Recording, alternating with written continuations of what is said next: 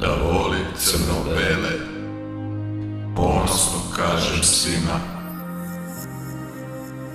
volim to slavno ime i divim se samo njima.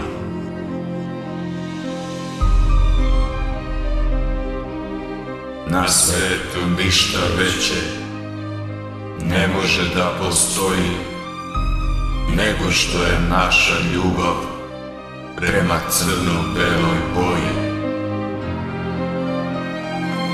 Ljubav prema klubu ne može da prestane dok živim, klicaću njemu.